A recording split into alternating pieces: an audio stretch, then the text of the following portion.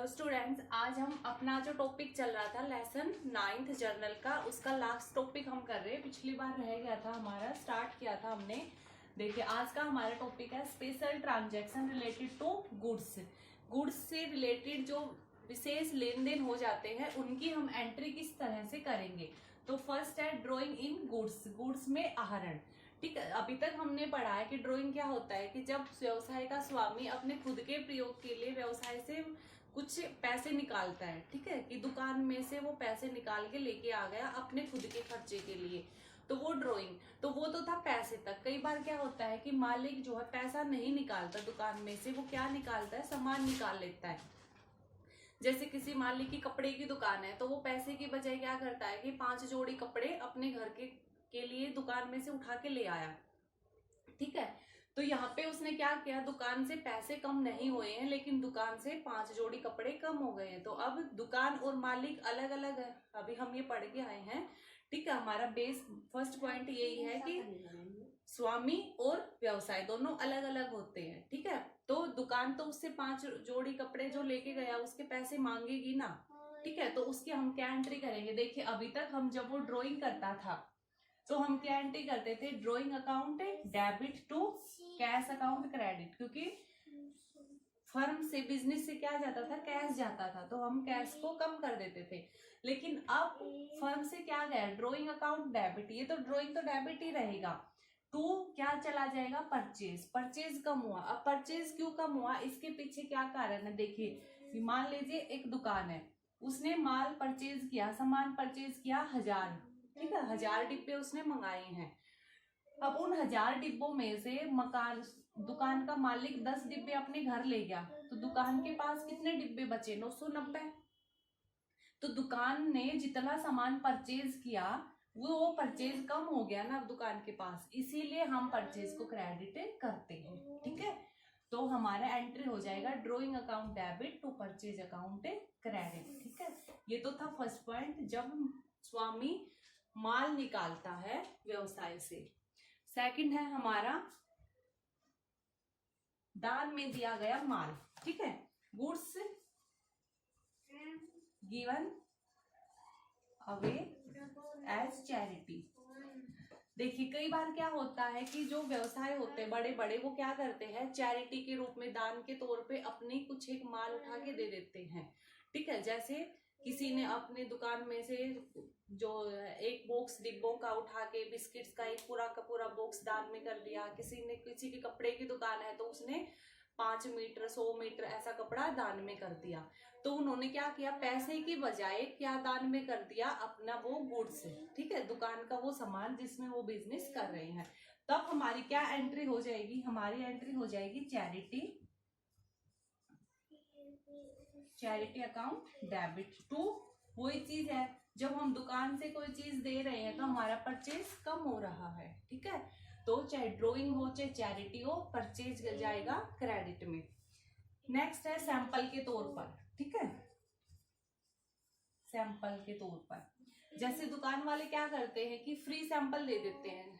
ठीक है, होता है ना कई बार ऐसा, कोई नया प्रोडक्ट आता है तो वो हमें सैंपल के तौर पे एक फ्री पैकेट दे देते हैं कि आप भाई आप इसको फ्री लेके जाइए, आप यूज करके देखिए, आपको अच्छा लगेगा तो आप ले वापस मतलब पैसे में ले लेना, ये वाला पैकेट हम आपको फ्री दे रहे हैं सैंपल के तौर पर। तो जब दुकान वाले ऐसे सैंपल के तौर पे अपनी वस्तुएं देते हैं तब हम क्या एंट्री करेंगे, तब हमारी एंट्री हो जाएगी advertisement expenses account debit to purchase account credit. यहाँ पे देखिए परचेज तो क्रेडिट, ये तो परचेज आपका चलता आ रहा है। ठीक है, जिस भी चीज से, जिस भी लेन देन से दुकान का माल कम हो रहा है उसमें हम टू परचेज करेंगे। यहाँ पे हमने क्या किया, देखिए यहाँ चैरिटी थी तो चैरिटी को डेबिट किया, ड्राइंग था ड्राइंग को डेबिट कर दी। यहाँ पे आप कहोगे कि सैंपल है तो हमने सैंपल को डेबिट करना चाहिए था, हमने एडवर्टाइजमेंट एक्सपेंसेस को डेबिट क्यों किया है। वो क्यों किया है, क्योंकि सैंपल जो होता है वो एक तरह से दुकान का विज्ञापन ही है, उसका एडवर्टाइजमेंट ही है, क्योंकि ये अपना एक विज्ञापन नहीं कर रहा फ्री सैंपल के थ्रू। ठीक है, उसने फ्री में सामान बांटा है, यानी कि कंपनी का एडवर्टाइजमेंट हुई है, विज्ञापन हुआ, दूर दूर तक लोगों को उस प्रोडक्ट के बारे में पता चला है। तो इसलिए फ्री सैंपल हमारा किस में इंक्लूड हो जाता है, एडवर्टाइजमेंट एक्सपेंसेस में, इसलिए हमने इसको डेबिट किया है और परचेज को क्रेडिट किया है। अब नेक्स्ट पॉइंट है हमारा,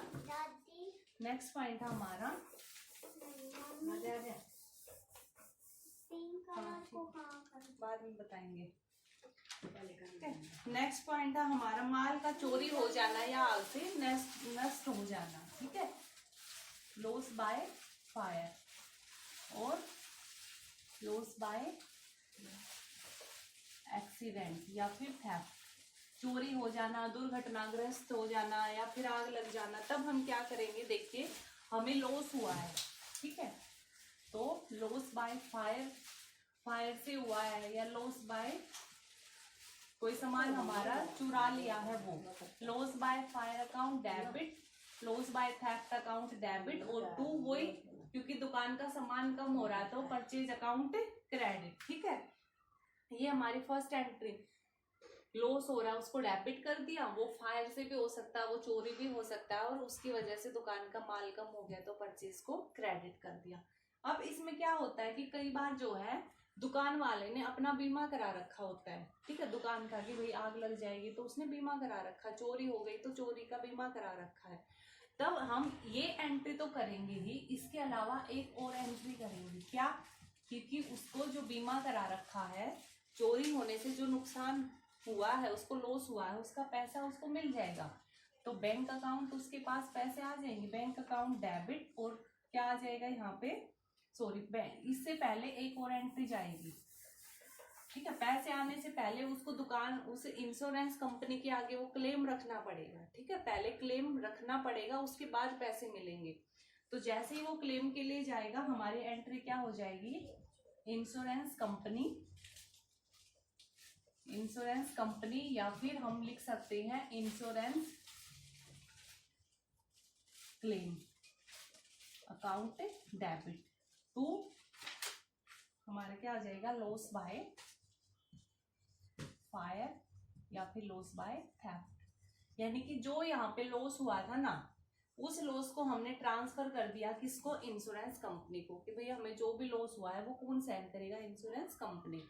तो जो लॉस हुआ था उसको हमने इसमें ट्रांसफर कर दिया और क्रेडिट कर दिया लॉस को। अब जैसे इंश्योरेंस कंपनी को हमने बता दिया, अपना क्लेम कर दिया, वहां से हमें पैसे मिल जाएंगे, तो हमारी क्या एंट्री हो जाएगी, बैंक अकाउंट डेबिट, क्योंकि हमारे बैंक में वहां से पैसे आ जाएंगे।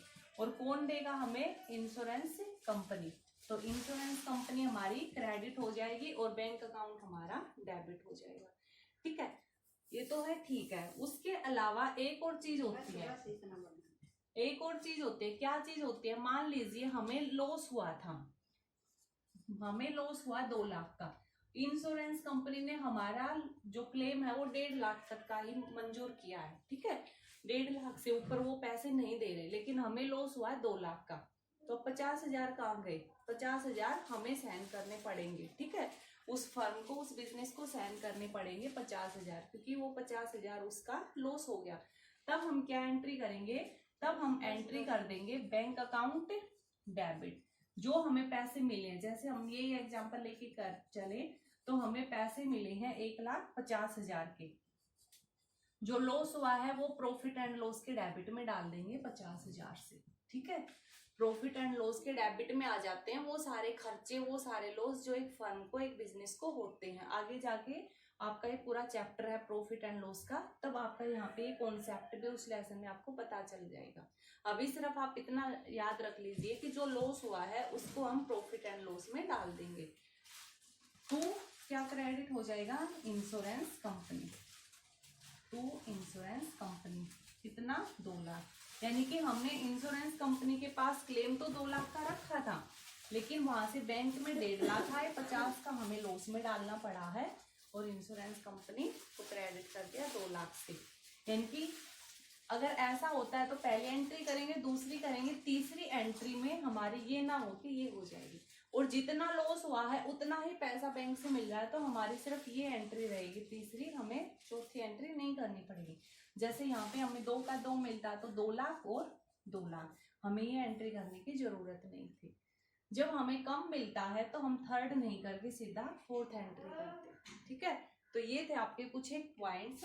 जब आपको गुड्स से रिलेटेड कुछ होते हैं कि उसने सामान का चोरी हो गई या उसने फ्री सैंपल के रूप में बांट दिए, इस तरह से।